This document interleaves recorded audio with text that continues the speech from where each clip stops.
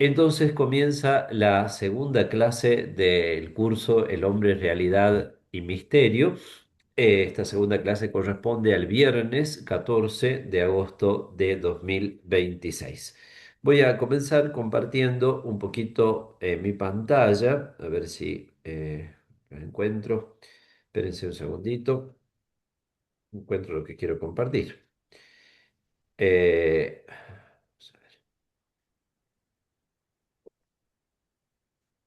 Eh, a ver, un minutito y ya les comparto. Ah, eh, ahí está. Vamos a. Ay, perdí la. A ver. Perdí lo que quería compartir. Se me hizo un lío. Pero ya volvemos. Aquí estamos. Ahora sí vamos a poder hacerlo. Lo que quiero compartir es la pantalla principal de la página que nosotros estamos, aquí estamos, de la página del curso, ¿no? Para que ustedes vean que ya está habilitada la unidad número 2 y aquí tenemos los temas que vamos a trabajar en la unidad 2. Porque bueno, la unidad uno ha sido una sola clase, la clase pasada, que tenía un carácter introductorio, y en cambio en esta segunda unidad vamos a ver tres grandes temas, que nos van a llevar 3 viernes, que son primero que nada el cuerpo y alma y lo que allí se llama los niveles inferiores del psiquismo. Luego veremos la inteligencia y luego la afectividad y la voluntad. Por lo tanto, vamos a trabajar sobre cuerpo y alma, niveles inferiores del psiquismo. La clase pasada habíamos trabajado sobre las nociones fundamentales de la antropología filosófica que ustedes están viendo allí. Ahora, entonces, pasamos al tema del cuerpo y alma. Entonces, voy a dejar de compartir la pantalla para comenzar a compartir el PowerPoint, la presentación que ustedes van a poder ir siguiendo a lo largo de toda la clase. Bueno, estructura de la persona, constitución esencial de la persona en alma y cuerpo. Vamos a empezar con un comentario un poquito jocoso que nadie tiene que tomar en serio, digamos así, porque simplemente es un pequeño comentario jocoso para introducir el tema, ¿no? Ustedes saben que a veces los varones por ahí decimos qué complicadas que son las mujeres. No, no voy a decir si eso es verdad o no. Yo digo que simplemente es una frase que se dice. Ustedes la habrán escuchado. Y también por ahí escuchamos que las mujeres pueden decir, ah, qué complicado que son los hombres, ¿no es cierto? Quizás menos frecuente, pero también se dice.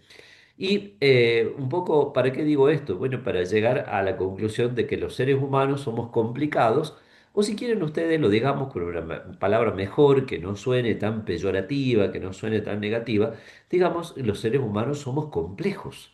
Si las personas fuéramos simples, absolutamente simples, sería facilísimo estudiar lo que es una persona o entender lo que es una persona, pero resulta que los seres humanos somos bastante complejos, ya independientemente de ser varón o de ser mujer.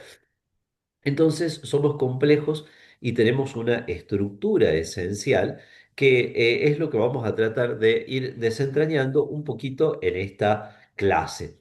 Y esa estructura esencial está marcada, pautada por dos grandes principios que nosotros le llamamos el alma y el cuerpo. En teoría, quizá todos sabemos qué es el alma y qué es el cuerpo. Pero si lo tuviéramos que llegar a definir, tal vez no nos resultaría tan fácil poder hacerlo.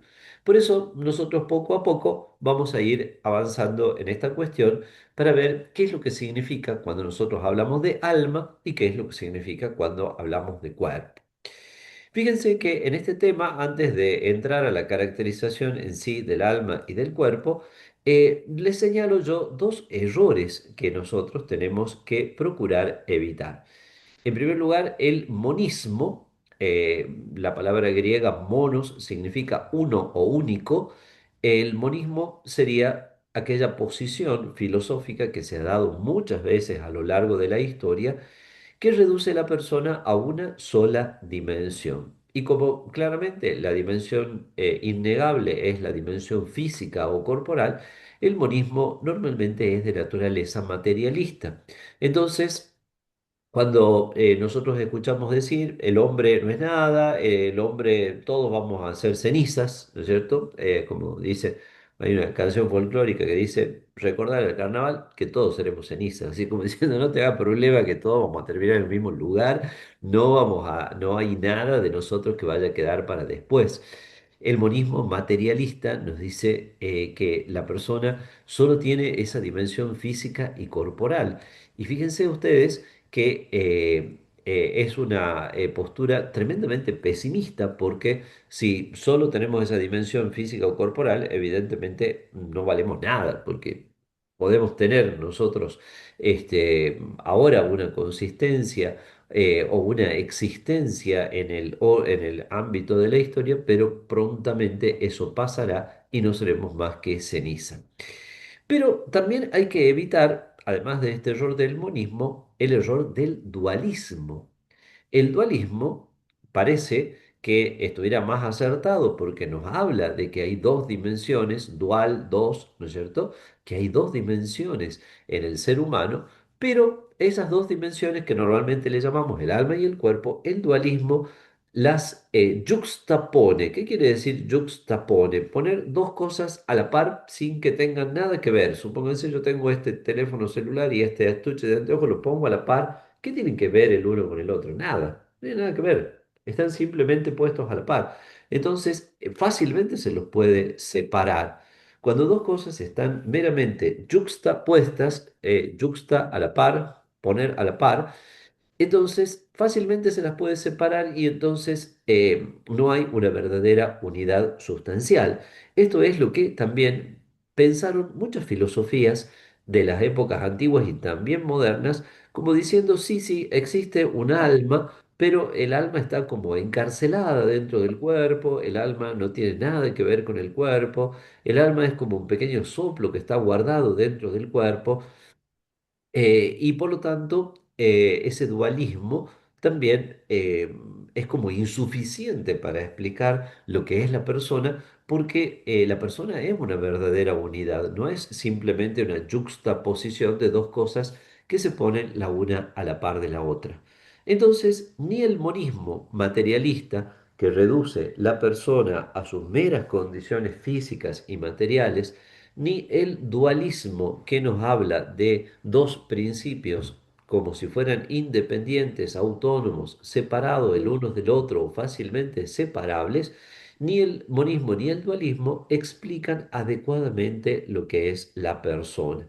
Fíjense ustedes que nosotros decimos, y ya vamos a volver sobre ese punto, que la muerte es la separación del alma y del cuerpo. Esa es la definición filosófica de la muerte. El tema de la muerte es un tema muy difícil, no solo por la implicancia emocional, afectiva que tiene para cada uno de nosotros, que lo sabemos perfectamente por experiencia, el temor de la propia muerte, el dolor de la muerte de los seres queridos, sino también es un tema dificilísimo porque ni la filosofía ni la ciencia logran explicar adecuadamente qué es la muerte. Pero bueno, diciéndolo rápido, la muerte es la separación del alma y del cuerpo. Y precisamente es tan dramática la muerte, tan antinatural, por el hecho de que el alma y el cuerpo se encuentran sustancialmente unidos, no unidos de una manera accidental. Por eso Aristóteles daba una definición del alma relacionándola estrechamente con el cuerpo. En sus libros sobre el alma decía Aristóteles que el alma es el acto primero de un cuerpo naturalmente organizado, como diciendo, es lo que hace existir al cuerpo, es lo que hace que el cuerpo sea cuerpo. O sea, no está el cuerpo primero y después le viene el alma, sino que el alma, como es el acto primero, de un cuerpo capacitado para la vida, entonces el alma es lo que lo hace vivir, lo que le hace cuerpo humano en este caso, como podría ser también el cuerpo de un animal. Pero bueno, es el acto primero de un cuerpo naturalmente organizado. Y por lo tanto, también nosotros podríamos decir que un cuerpo sin alma en realidad no es un cuerpo, es un cadáver. Fíjense ustedes que en algunas lenguas esta distinción entre cuerpo y cadáver es como más notoria. Por ejemplo, cuando nosotros en inglés decimos la palabra body, nos referimos al cadáver. ¿no? Entonces, la policía encontró un body, un cuerpo muerto ahí, no sé, entonces tienen que investigar quién lo ha matado. Pero cuando se habla del cuerpo viviente se usa la expresión Fleisch, que es distinta. En alemán pasa lo mismo, ¿no? Leib es el cuerpo viviente y Corpse es el cuerpo muerto, el cadáver, ¿no es cierto? Que es otra cosa, ya. Entonces, el dualismo, como yuxtaposición del alma y el cuerpo, tampoco es una posición adecuada. El alma es el acto primero de un cuerpo naturalmente organizado, como dice Aristóteles. Hasta aquí me van siguiendo más o menos, ¿sí? Sí, sí. Bueno, Sí, entonces profe. vamos a avanzar un pasito más y vamos a tratar de establecer algunos de los sentidos de la expresión alma y también algunos sentidos de la palabra cuerpo. Entonces, ¿qué es lo que nosotros significamos? Ahí se me apagó la computadora y ahora se me volvió a prender. Bueno, ¿qué es lo que nosotros queremos significar cuando hablamos de el alma? En primer lugar, dicen los filósofos, es el principio de animación, un poquito lo que explicábamos recién, es decir, el alma es lo que hace que un ser vivo esté vivo, ¿no? Entonces, nosotros distinguimos un cuerpo muerto, un cadáver, en esto sería igual de un animal o de un ser humano, ¿no? De un ser vivo, lo distinguimos precisamente porque decimos el ser vivo tiene el alma, ¿no es cierto? Entonces, el alma es el principio de animación, aquello que hace que un ser vivo esté vivo, es el principio de la vida. Pero fíjense ustedes que no es solamente el principio de la vida, sino que también es la sede de los fenómenos psíquicos. Si nosotros pudiéramos asignarle un lugar, y aquí el entrecomillado es imprescindible porque los fenómenos psíquicos no tienen exactamente un lugar, pero bueno, si le pudiéramos asignar un lugar a los fenómenos psíquicos, a ese lugar le llamaríamos el alma, ¿no? Es el lugar del pensamiento, de los afectos, etcétera. No tenemos nosotros que confundirnos con el hecho de decir, bueno, pero a mí la biología me enseña o así lo aprendí, que los pensamientos están en el cerebro y los afectos están en el corazón. En realidad no es que estén ahí los afectos o los pensamientos, sino que son órganos que juegan un papel importante en el establecimiento de esas funciones psíquicas. Pero las funciones psíquicas trascienden, ¿no? El corazón, sabemos perfectamente bueno, el corazón tiene una función, tiene una fisiología que responde a la biología, pero no es que ahí esté nuestros afectos. Sí, cuando vemos a una persona querida nos late fuerte el corazón y todo lo que ya sabemos, pero no significa que ahí esté el afecto, sino que el afecto está en el alma, ¿no? Lo mismo el pensamiento. Si bien es imposible que una persona piense sin cerebro o que una persona que tenga dañado el cerebro pueda pensar, también es cierto que el pensamiento tiene un carácter trascendente respecto del cerebro, como nosotros lo vamos a poder apreciar cuando tengamos en una próxima clase el tema de la inteligencia. Hablemos del tema de la inteligencia, un tema que se ha puesto mucho más de moda, ha adquirido una importancia mayor todavía por el hecho del auge de la inteligencia artificial. Bueno, entonces el alma es la sede de los fenómenos psíquicos, es como ese lugar, entre comillas, donde se apoyan estos diferentes fenómenos psíquicos. Pero también el alma tiene como un carácter ulterior en el que nosotros la podemos considerar como el punto donde se establece la relación entre el hombre y Dios. Y aquí ya estamos en el terreno de lo propiamente espiritual, de lo que trasciende, de lo que supera lo que es la vida meramente animal, ¿no? Entonces hay un punto en el que el ser humano es capaz de relacionarse directamente con Dios. Eso nosotros lo podemos ver claramente en la revelación judeo-cristiana, es decir, en el Antiguo y en el Nuevo Testamento, Pero también, si ustedes quieren hacer como una recorrida por toda la historia de las religiones o la fenomenología de las religiones, es decir, las distintas formas en que las religiones han ido haciendo que el ser humano se relacione con lo divino en los distintos lugares, en los distintos, las distintas culturas, en los distintos tiempos, se van a dar cuenta de que siempre existe la posibilidad de una relación entre el hombre y Dios. Entonces, es también desde ese punto superior de la persona, ¿no? Ese ápice de la persona, ápice, una palabra que nos habla de una cumbre, de un vértice, ¿no es cierto?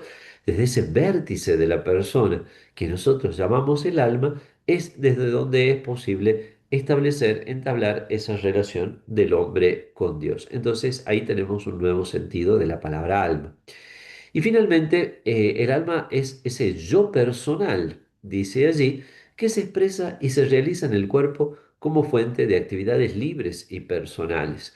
El yo, ¿no? Es decir, aquello que es más específicamente personal, bueno, se sustenta en el alma, es la manera de expresarse del alma. Entonces, a través del alma nosotros podemos establecer esa dimensión personal que, como decíamos, se expresa y se realiza en el cuerpo. Ahí le damos la bienvenida, Ernesto, también buenas tardes. Bueno, entonces estos son los sentidos del alma: principio de animación, sede de los fenómenos psíquicos, punto de relación entre el hombre y Dios, y el yo mismo personal que se expresa y se realiza en el cuerpo. También podemos nosotros establecer los significados del cuerpo. Y ahí hemos señalado algunos que son muy importantes y que vamos a pasar a explicar. En primer lugar, el cuerpo es la persona en cuanto se expresa. Fíjense ustedes que ahí decimos algo que puede llamar un poquitito la atención si lo confrontamos con lo que habíamos dicho anteriormente, y es que decimos el cuerpo es la persona. Entonces, uno podría decir, bueno, pero no habíamos dicho que había que tener cuidado con el monismo, con reducir todo a lo material. Claro, pero aquí nosotros estamos utilizando la expresión cuerpo en en esa significación más amplia que no lo reduce a la mera materia. Por eso, fíjense ustedes, el cuerpo humano no es mera materialidad, es un cuerpo humano, por eso el cuerpo humano merece respeto, ¿no es cierto? Entonces, incluso hasta el cuerpo humano muerto, el cuerpo humano enfermo, el cuerpo humano que puede estar sometido a veces a, supongamos, a un proceso de enfermedad que lleva a que tenga que ser como manejado como si fuera una bolsa de papa. A veces manejan a los pobres enfermitos, ¿no es cierto? Los enfermeros, bueno, no, tratan de hacer lo mejor que pueden los enfermeros, pero a veces como que se pueden llegar a deshumanizar un poquitito, ¿no? Hay que acordarse siempre, el cuerpo humano es siempre cuerpo humano, ¿no es cierto? Ahí nosotros ya, quizá si nuestras neuronas van conectando cosas con cosas, nos damos cuenta, bueno, de qué pasa con la exposición del cuerpo humano, qué pasa con la pornografía, qué pasa con muchas cosas. El cuerpo humano es la persona, entonces no es que mi cuerpo es otra cosa y yo estoy por otro lado, ¿no es cierto? Sino mi cuerpo soy yo mismo. Entonces, el cuerpo es la persona en cuanto se expresa y se realiza visiblemente en el mundo.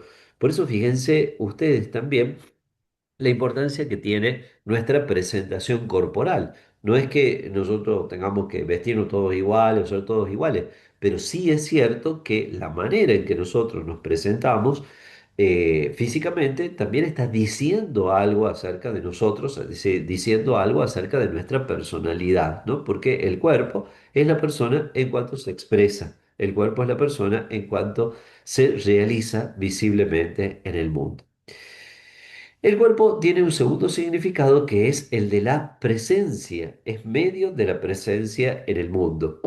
Nosotros estamos teniendo ahora esta clase virtual que sabemos que es algo que se difundió mucho a partir de la experiencia de la pandemia y que, bueno, permite que tengamos un poco la comodidad de estar cada uno en nuestra propia casa y, sin embargo, compartiendo este espacio de formación.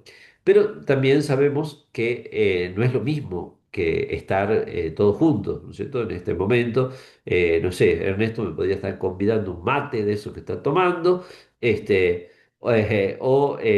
no sé, podríamos también eh, percibir mejor las expresiones del rostro de cada uno de nosotros, podríamos, no sé, entablar una relación humana mucho más rica, ¿no es cierto?, que la que se hace a través de la pantalla.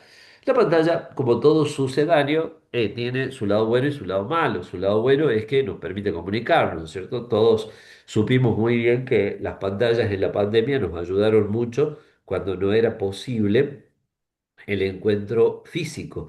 Pero también todos sabemos que no da lo mismo, ¿no? A veces uno por comodidad puede decir, bueno, che, en vez de juntarnos a tomar un café, no sé, hagamos una videollamada, porque la verdad que estamos lejísimos, tenemos poco tiempo.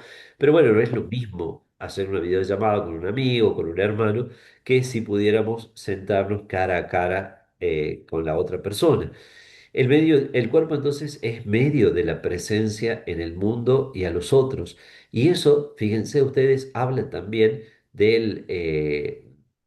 podríamos decir así, de la trascendencia y al mismo tiempo de la limitación de la persona. O sea, porque en el cuerpo me hago presente yo con toda mi interioridad, pero al mismo tiempo mi cuerpo es limitado. Entonces no puedo estar aquí y allá a la vez. ¿No es cierto? Y a veces tengo que conformarme con estas mediaciones, ¿no es cierto? Como pueden ser las pantallas, como puede ser un mensaje, una llamada telefónica o todas las otras mediaciones que sobre todo ahora con la tecnología son muy abundantes, ¿no?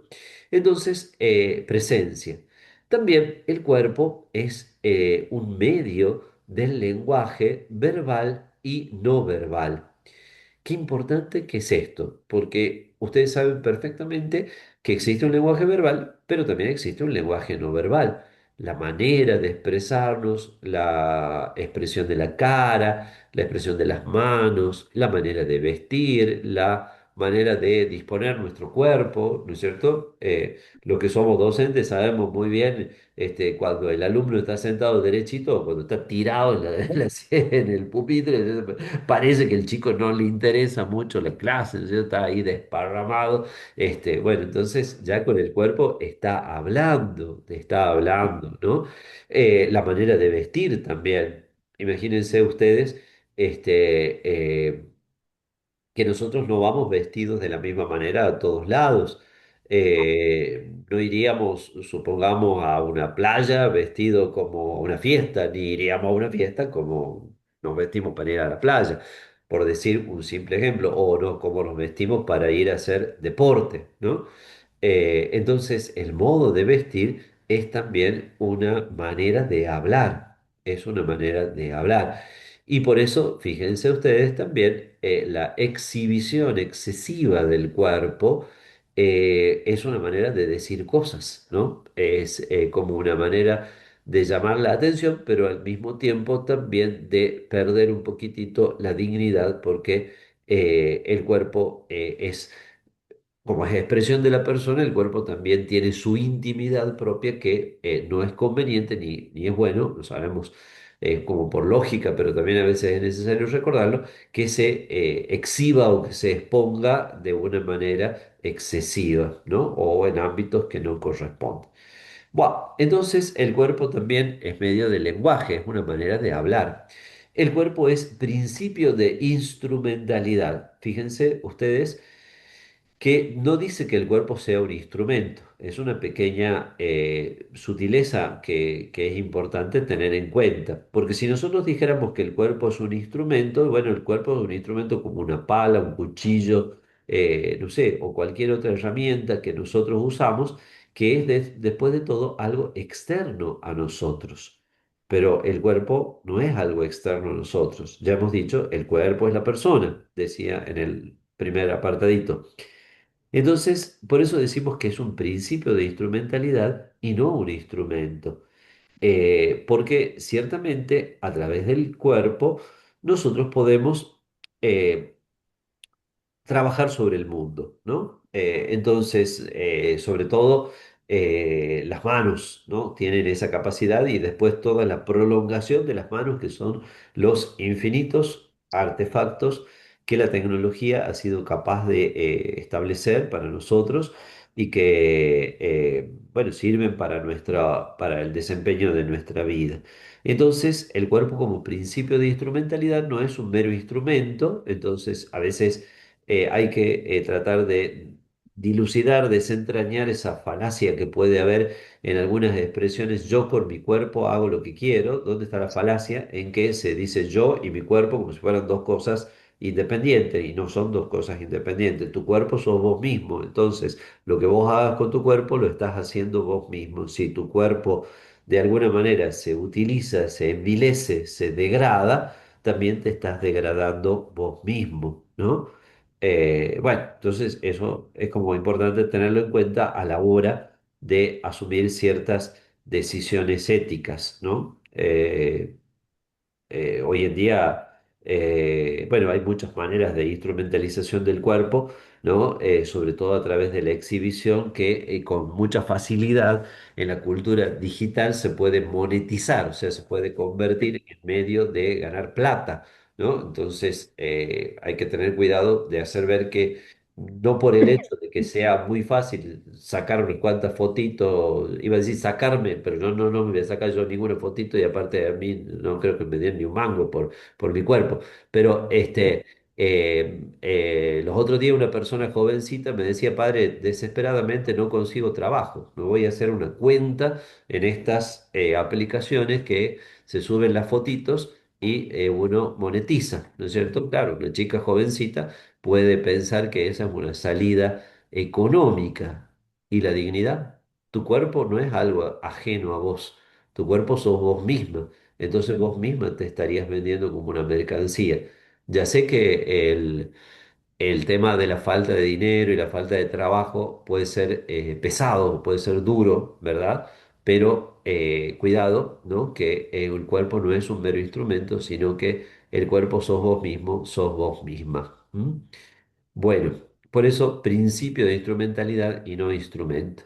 Y también, como decimos, el cuerpo es signo del límite, signo del límite, porque a través de nuestro cuerpo nosotros percibimos nuestros límites. Por ejemplo, el límite físico: no podemos estar en dos lugares al mismo tiempo, ¿no es cierto? Y eso lo aprendemos cuando empezamos a llegar tarde a todos lados y cuando la gente ya nos reclama y cuando ponemos en nuestra agenda más cosas de las que caben, ¿no es cierto? A veces tenemos que pensar no solo el tiempo que nos lleva a hacer algo, sino también el tiempo que me lleva ir de un lugar a otro.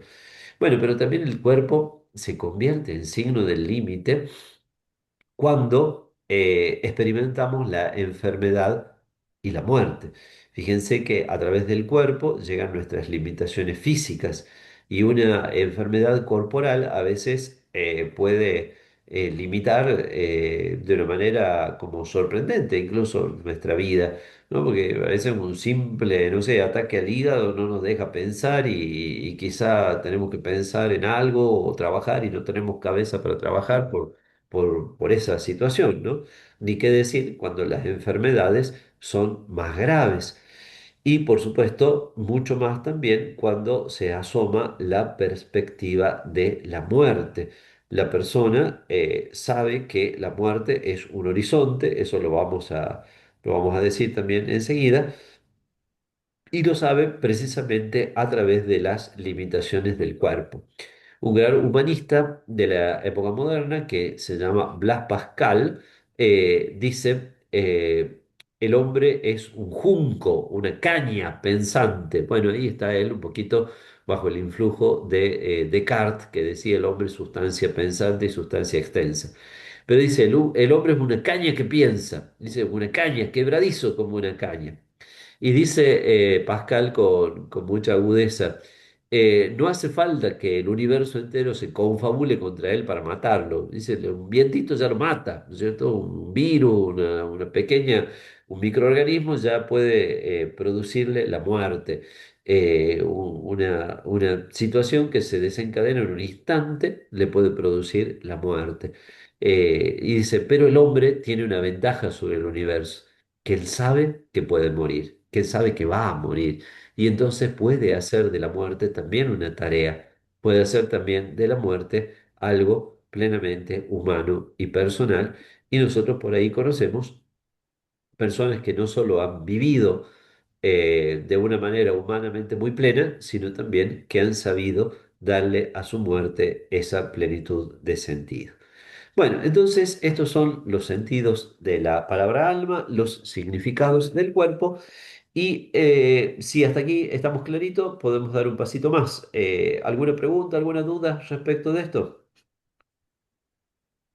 Bueno, avanzamos entonces y vamos a tomar aquí, vamos a seguir, pero con un poquito de libertad, a un pensador del siglo XX, gran representante de la filosofía existencialista que se llamaba Martin Heidegger, que tiene muchas cosas discutibles pero que nos dejó un análisis, ¿no? interesante, que es este de las propiedades existenciales que nosotros tenemos en esta placa que estamos viendo.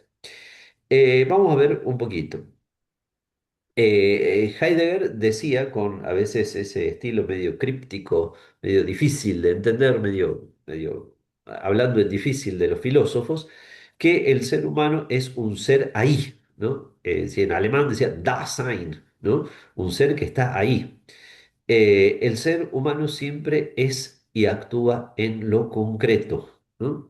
Entonces, fíjense que en lo abstracto es fácil decir cómo tienen que ser las cosas. Si yo en abstracto le digo a ustedes, queridos alumnos, ¿hay que ser bueno o hay que ser malo? Y ustedes me van a decir, no, hay que ser bueno, claro, sí, perfecto. Pero eso es muy abstracto, es muy fácil de decir. Pero, ¿qué significa específicamente ser bueno para mí aquí, ahora? Esa es la gran pregunta que no siempre tiene una respuesta sencilla. Entonces, el ser humano es y actúa siempre en lo concreto, precisamente por esa condición suya corporal que mencionábamos antes. También al ser humano se lo puede considerar ser en el tiempo. Nosotros estamos en el tiempo, nuestra vida se despliega en el tiempo. Dice la biología, no me acuerdo exactamente, capaz que no lo repito exactamente cómo es, que nuestras células se van renovando y entonces pasa una X cantidad de años y bueno, ya no somos nosotros, ya no somos el mismo que éramos antes, porque ya todas las células cambiaron, no sé, no somos el mismo. ¿Cómo, Ernesto? Se escucha, ¿No? casi no te escucho. Ah, Jorge, soy yo, no, no sé si... Ah, pero bueno, dice Ernesto ahí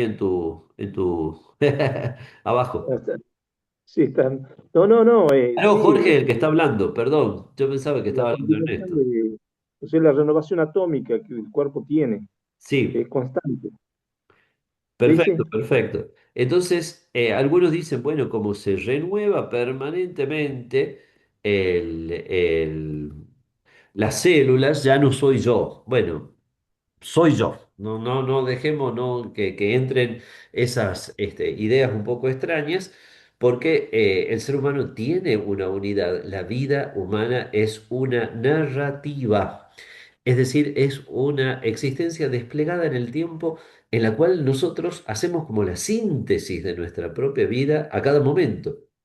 Imagínense ustedes, a veces le pasa a algunas personas que no aceptan su pasado, ¿no? Por cualquier razón que sea, quizá a veces porque ha sido el pasado muy duro, muy traumático o por diferentes razones no aceptan su pasado, ¿no? Y la verdad que una persona cuando no logra aceptar e integrar su propio pasado a su existencia, después tiene muchas dificultades para poder hacer frente a su vida. ¿No? Entonces, a la persona, incluso que haya pasado la peor experiencia de vida, hay gente que tristemente ha pasado experiencias muy feas en su infancia, en su adolescencia, ¿no?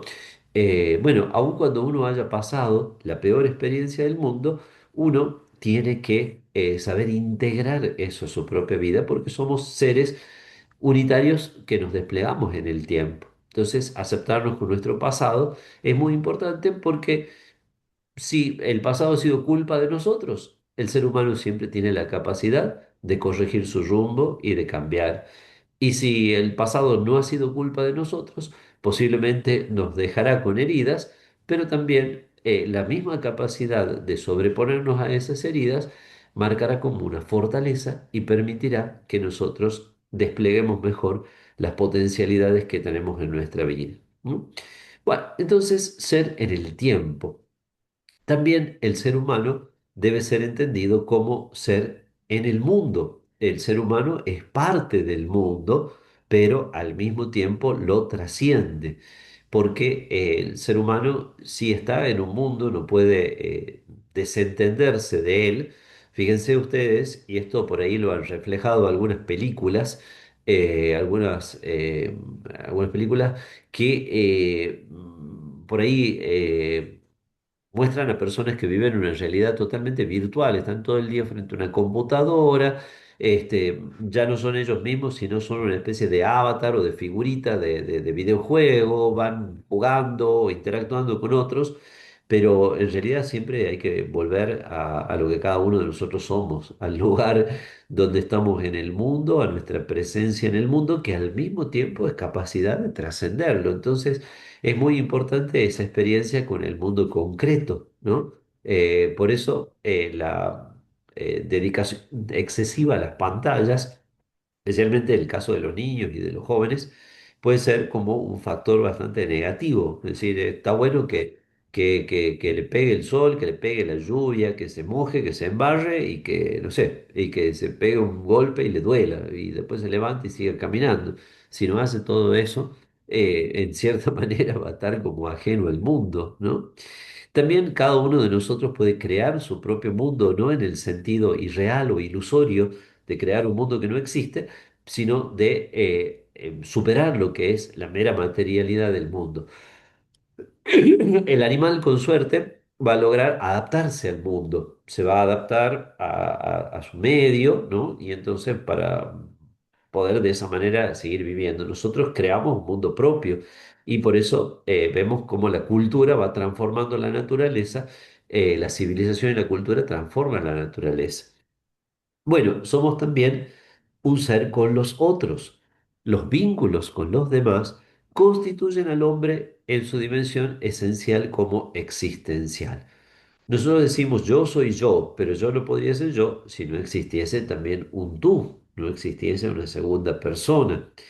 Yo soy fulano de tal, cada uno de nosotros tiene su nombre, pero también soy, como lo recordábamos la clase pasada, hijo de tal persona y de tal otra, hermano de tal y tal, amigo de tal y tal, compañero de tal y tal, etcétera, ¿no? Entonces, los vínculos me constituyen también.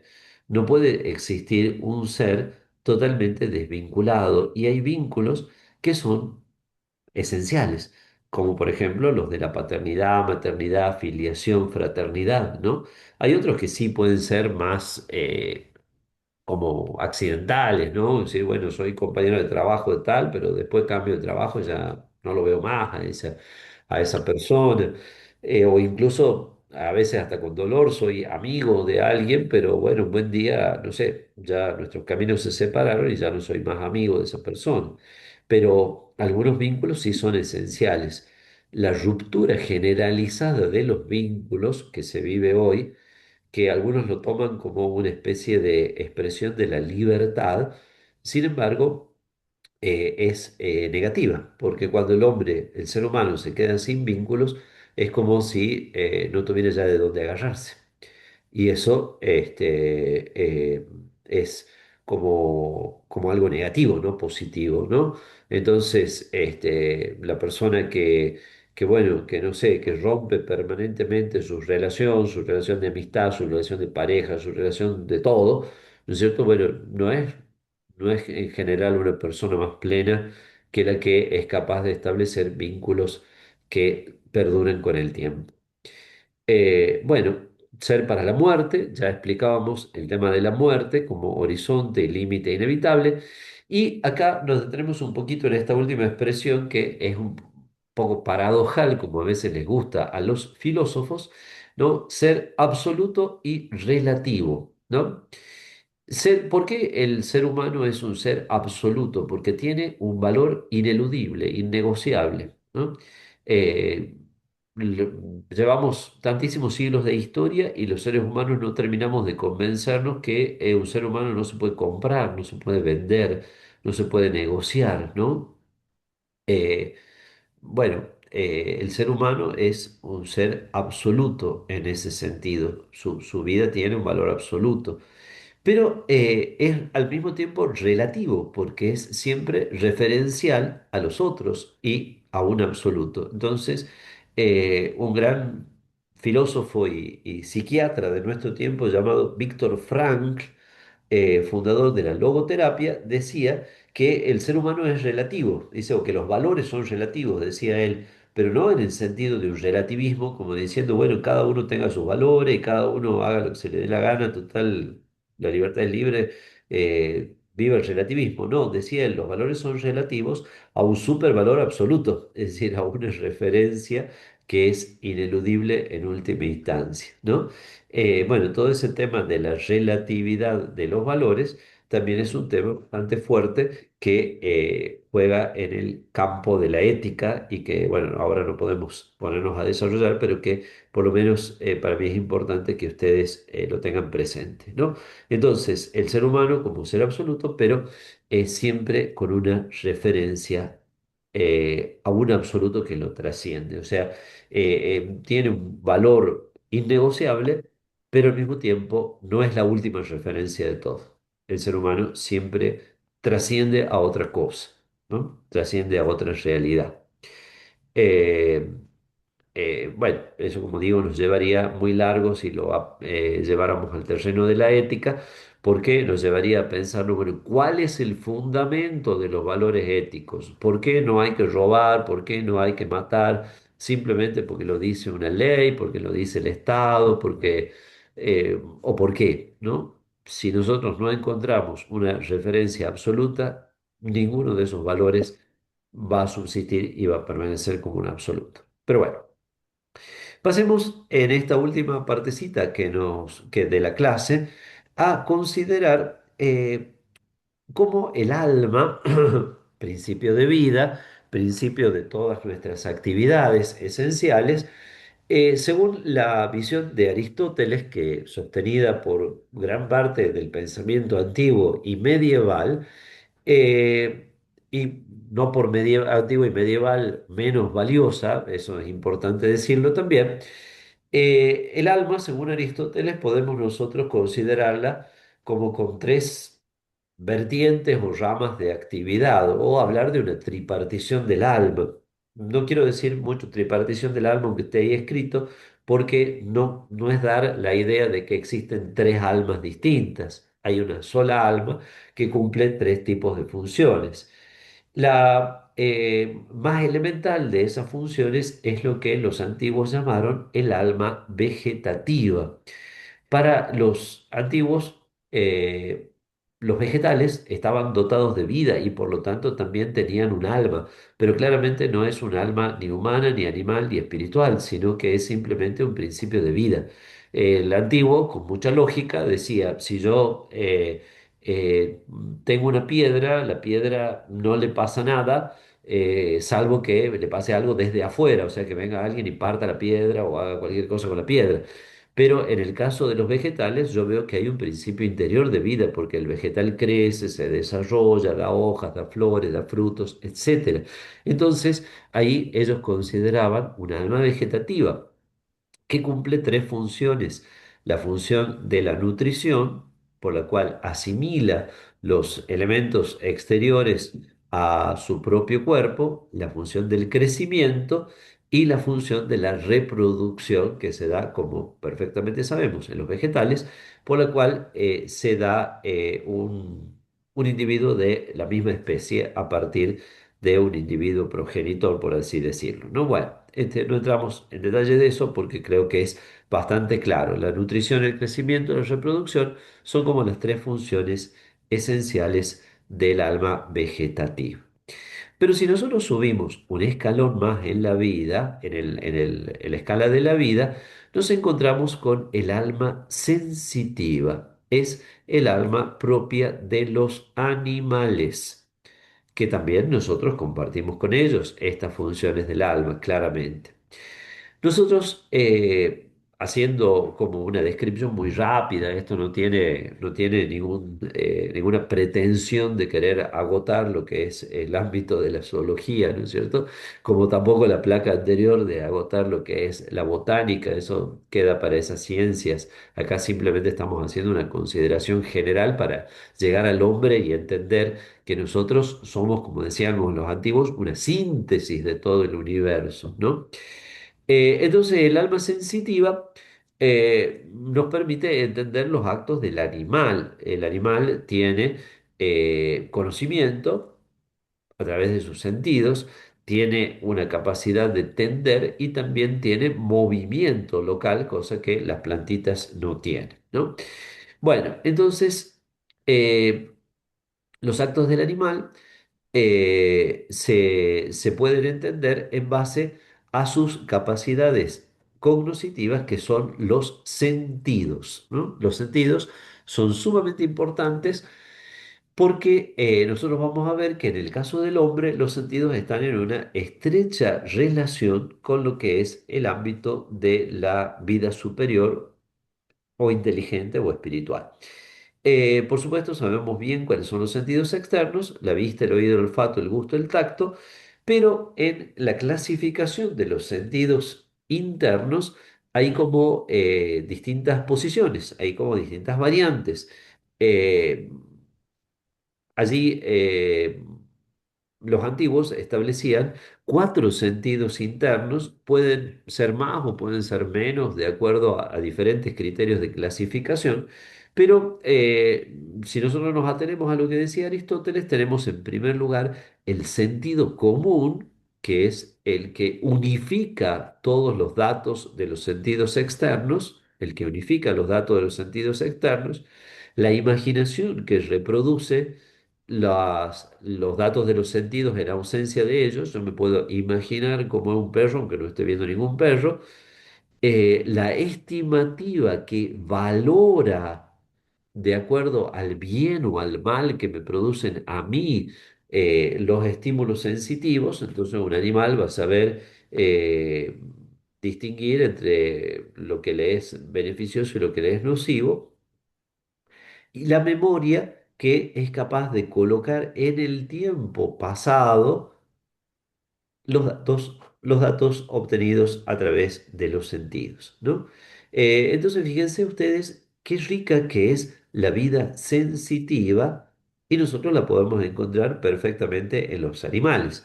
Pero la riqueza de la vida sensitiva de los animales nos puede llevar a un error, ¿no? ¿Y cuál es el error? ¿No es cierto? Que yo tengo un perrito, ¿no? Y de golpe digo, qué inteligente que es mi perrito, ¿no es cierto? Mi perrito es tan inteligente, ¿no es cierto? Yo le tiro un juguete y va corriendo a buscarlo. Le enseño a hacer no sé qué monería y el perrito las hace perfectamente. Él ya sabe cuándo tiene que abrir la puerta, o cuándo se va a abrir la puerta, o cuándo se va a cerrar, qué sé yo. No es inteligente, tiene sentidos, tiene sentidos. Tiene no solo los sentidos externos, sino también los sentidos internos. Y aquí, o sorpresa, o en realidad cero sorpresa, porque lo que voy a decir es algo tan obvio, pero también tan mal interpretado a veces. No solo tiene sentidos externos y externos, sino que tiene afectividad. Tiene lo que se llama en el lenguaje clásico apetito sensitivo, que puede dirigirse hacia un bien deseable, y ahí recibe el nombre de apetito concupiscible, o hacia un bien arduo o difícil y recibe el nombre de apetito irascible. No desarrollo esto ahora, no solo por la falta del tiempo, sino también porque esto va a ser objeto de una clase posterior, la afectividad. Entonces resulta ser que yo tengo mi perrito, que es tan inteligente, como digo yo, inteligente mal dicho, porque en realidad tiene una sensibilidad muy desarrollada, ¿no es cierto? Y que es tan amoroso mi perrito, me quiere tanto y yo lo quiero tanto a él, ¿no?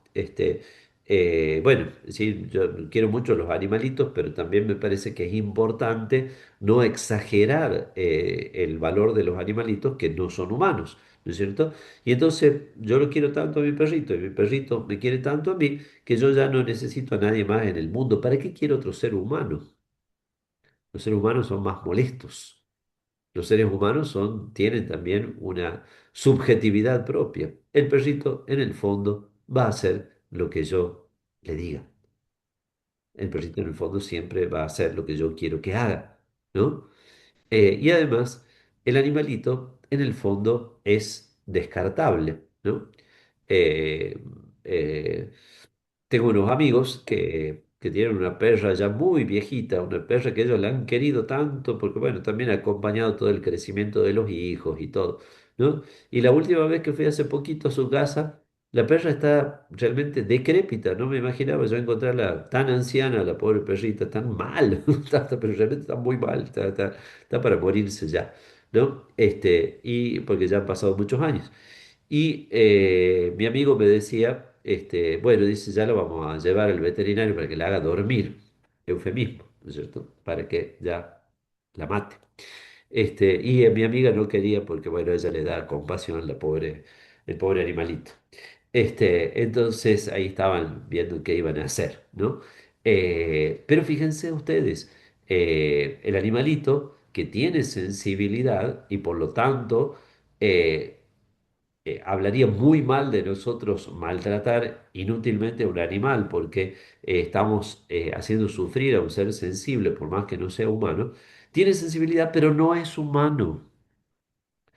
No es inteligente en el sentido específico de la palabra inteligencia, que ya veremos, ni tampoco es capaz de amar, sí es capaz de tener un afecto sensible, ¿no es cierto? Y cualquiera de nosotros sabe que un animalito te puede llegar a querer mucho, sobre todo algunos animalitos, ¿no es cierto? Un gato, los gatos son medio raros, así, medio bichos, no sé si te quieren de verdad o no, pero los perros sí, los perros son más, además, nosotros acá en la parroquia tenemos la única excepción de una gata católica, porque los gatos no son muy católicos, no les gusta ir a la iglesia, no les gusta mucho amontonamiento de gente. En cambio, en las iglesias, sobre todo en las iglesias de barrio, en las iglesias de pueblo, nunca va a faltar el perro, ¿no es cierto? Y bueno, y ahí está el perrito y todo el mundo feliz de que esté. Pero los animales son animales, tienen conocimiento, tienen sensibilidad, pero no son humanos. Nosotros también tenemos todo este rico mundo de la sensibilidad o del alma sensitiva, nada más que en nosotros está integrado al nivel superior, que es el del alma intelectiva, donde nosotros tenemos dos grandes funciones que son, o dos grandes potencias, digamos más específicamente, que son la inteligencia y la voluntad. La inteligencia es la capacidad de entender, captar y expresar la verdad. Ahí no hemos puesto a expresar, pero también eso, ¿no? Entonces, un animal no va a poder nunca expresar la verdad. Nosotros sí, nosotros podemos llegar a conocer y a expresar la verdad. Y la voluntad es aquella capacidad de dirigirse a un objetivo como un bien trascendente y no meramente como un bien particular. La voluntad es también la potencia que va a permitir que se establezca el amor entre personas, porque las personas no quedan reducidas a su corporalidad ni quedan reducidas a su dimensión física, ni tan siquiera a su afectividad sensible, sino que es posible que se establezca entre ellas una relación entre espíritus, una relación interpersonal, si cabe la redundancia, ¿no? Entonces, el alma intelectiva como nivel superior de la vida humana tiene la inteligencia y la voluntad. La inteligencia, bueno, tiene tres operaciones que ahí simplemente las mencionamos porque la próxima clase justamente vamos a hablar en detenido de la inteligencia, que son la simple aprehensión o la formación de las ideas o conceptos, el juicio, que es la afirmación o negación de determinadas realidades, y los razonamientos con los cuales nosotros podemos ir de verdades más conocidas a verdades menos conocidas o adquirir nuevas verdades, ¿no? Entonces, redondeando un poquito todo lo que hemos visto, ¿no?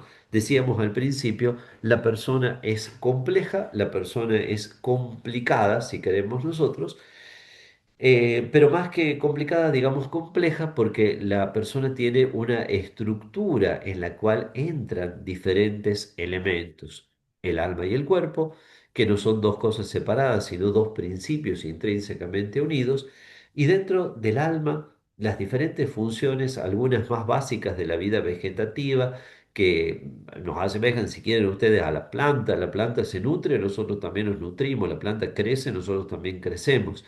Eh, Otras que nos asimilan a los animales, como nuestra capacidad de captar y elaborar datos por medio de los sentidos y de desarrollar toda una rica afectividad sensible, pero finalmente la dimensión superior, que esa es específica de nosotros los seres humanos, donde dominan la inteligencia y la voluntad. Bueno, y hasta aquí llegamos entonces. No sé si hay alguna pregunta o algún comentario que quieran hacer.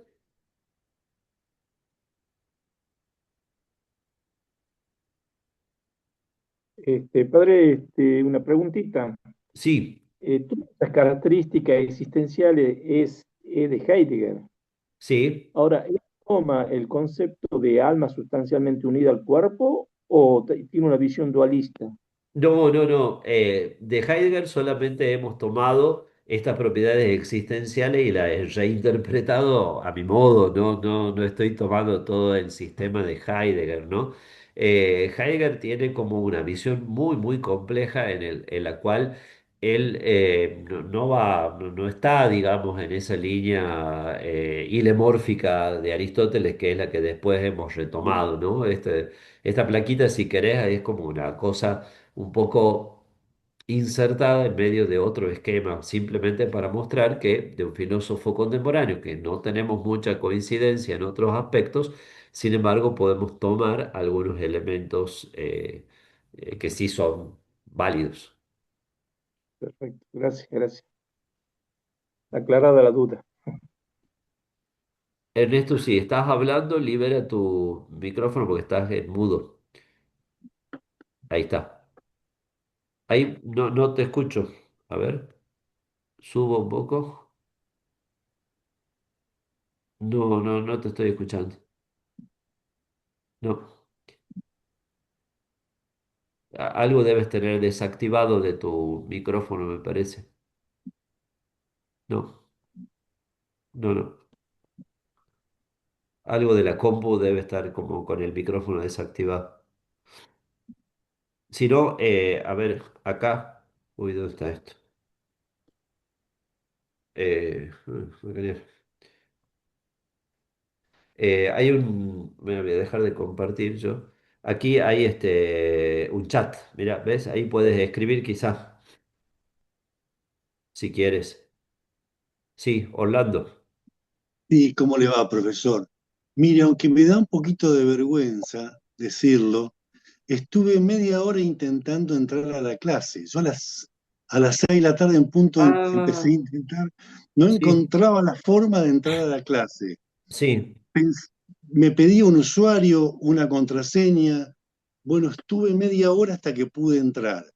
Yo Ah, le quiero pedir, yo le quiero pedir si a personas como yo, que no son muy duchas con la tecnología, sí. en el mail me puede enviar la próxima clase, así me es más fácil, porque Bueno, tuve bueno, esa yo voy a mandar dificultad. el enlace, yo voy a mandar el Bueno, enlace un poquito antes por mensaje, bueno, ahora, para que así lo tengan.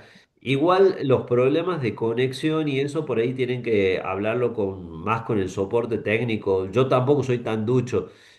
no, Incluso no, eh, eh, yo tuve algunos problemitas antes, pero después ya cuando empezamos las claro. clases ya Mm. estaba todo en Y orden, porque eso lo maneja, bueno, sí. el área técnica de la universidad, ¿no? No, no, sí, es más un tema mío que no encontraba la forma de entrar. Claro. Necesito Ah, un camino más trazado. bueno, Lo segundo que le quiero preguntar, profesor, sí. ¿La clase queda grabada? ¿La puedo ver? Queda grabada, queda grabada. En la primera clase está grabada y está subida, ¿eh? Así que Ah, bueno, bueno, búsquenla bueno, ahí en la página. Y la bueno. pregunta de Ernesto, si el trabajo escrito se puede entregar en el transcurso de estos días, sí, sí, se puede entregar. Cada semana va apareciendo un nuevo trabajito, así que yo ahora, ya posiblemente mañana a la mañana, voy a liberar el segundo trabajo, ¿no? Así que ya va a haber dos trabajos.